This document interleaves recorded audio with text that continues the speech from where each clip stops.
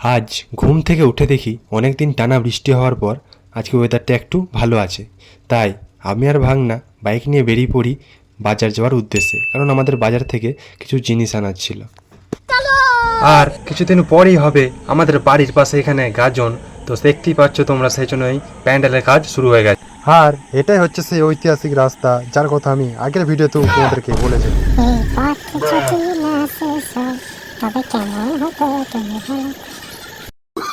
আর রাস্তায় এত ধুলো উঠছিল আর আমার কাছে হেলমেটও ছিল না, তাই আমি মুখে থলিটাই পরে নিয়েছিলাম।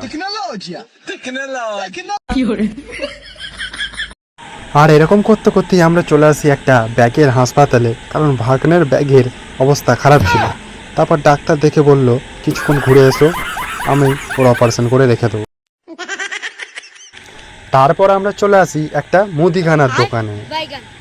তারপর এই দাদাটা আমাকে একটা একটা করে সব মাল দিয়ে দিল এবং সব নিয়ে যাওয়ার পর আমরা চলে গেলাম তারপর একটা ওষুধের দোকানে। এই যে এক থলি ওষুধ নেওয়ার পর আমরা এরপর চলে গেছিলাম বিশ্বাস ব্রাদার্সে গাজনের জন্য কিছু শপিং করতে।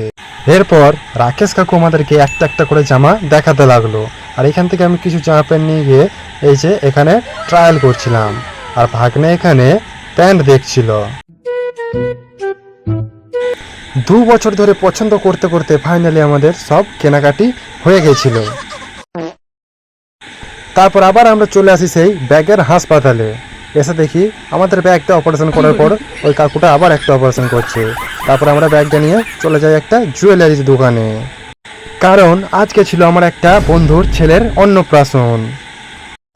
আমরা একটা ব্রেসলেট পছন্দ করলাম এবং এই দাদাটা হিসাব করে বলল হয়েছে 3 লাখ টাকা। আর আমরা বেরোতেই যাব তখনই দেখি শুরু হয়ে গেছে বৃষ্টি। কিছুক্ষণ অপেক্ষা করার পর আমরা চলে যাই বাড়ি, আর বাড়ি গিয়ে স্নান করে বেরিয়ে পড়ি ওই বন্ধুর বাড়ি যাওয়ার জন্য। আর রাস্তায় দেখা হয়ে যায় আমাদের গ্রামের ফেমাস বডি বিল্ডারের সাথে। আর আমাদের গ্রামের সেই ঐতিহাসিক রাস্তা দিয়ে আমি চলে যাই আমার ওই বন্ধুর বাড়ি। আর প্রথমেই গিয়ে দেখি কি কি খাবার আইটেম করেছে, তোমরাও একটু দেখে নাও।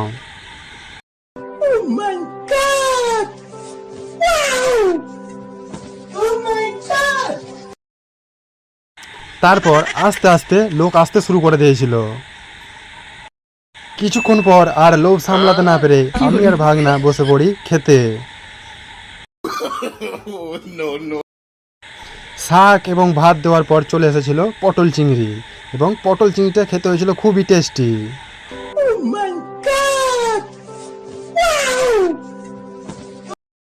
তার কিছুক্ষণ পরই চলে এসেছিল চিকেন, তো আমি 30 পিস চিকেন খেয়ে চলে যাই বন্ধুর ছেলের সাথে দেখা করতে।